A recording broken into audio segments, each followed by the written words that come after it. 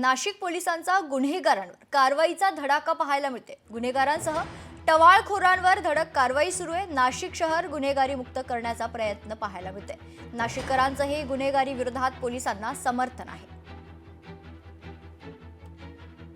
दरम्यान आम्ही नाशिक पोलिसांसोबत असून त्यांच्या या मोहिमेला आमचं पूर्णपणे पाठिंबा असल्याचं ज्येष्ठ नागरिकांनी सांगितलंय। याचाच आढावा घेतलाय आपले प्रतिनिधी महेश महाले यांनी। पाहूया। आता काढा दंडा भयमुक्त नाशिक हाच अजेंडा अशी टॅगलाईन घेऊन नाशिककर खरं तर रस्त्यावर उतरलेले आहे आणि नाशिक पोलिसांना सपोर्ट करताना आपल्याला या ठिकाणी बघायला मिळतंय। खरं तर गेल्या काही दिवसांपासून नाशिकमधली गुन्हेगारी ही मोठ्या प्रमाणात फोफावत होती। यानंतर नाशिक पोलीस आयुक्त संदीप कर्णिक यांनी धडाकेबाज कारवाई करत खरं तर राजकीय राजाश्रय मिळालेल्या गुंडांना खरं तर आता त्यांना बंदिस्त केलेलं आहे। त्यांच्यावर कारवाई करण्यास सुरुवात केलेली आहे। पोलीस प्रशासनाकडून एवढीच मागणी आहे की जे काही क्राईम करणारे पोरं आहे ते 18 वर्षाच्या आतपासून ते 20-22 वर्षापर्यंतचे जे पोरं आहे ते क्षुल्लक गोष्टीवरून गुन्हेगारी करतात। कोणी गाडीचा कट मारला किंवा काही किरकोळ वाद पण असलं तर ते डायरेक्ट कोयत्यानी कशानी पण ते हत्यारांनी ते मारतात।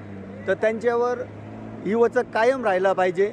आमची एवढीच इच्छा आहे जे आता आपण मागच्या 8 दिवसापासून जे नाशिक पोलीस काम करता आहे ते कार्यरत कंटिन्यू राहावं ही सामान्य नागरिकांची इच्छा आहे।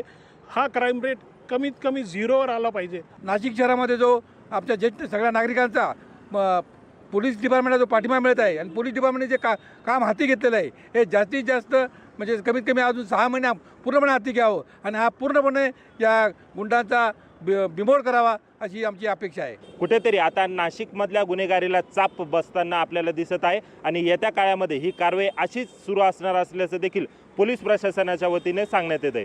महेश महाले, लोकशाही मराठी, नाशिक। आता काढा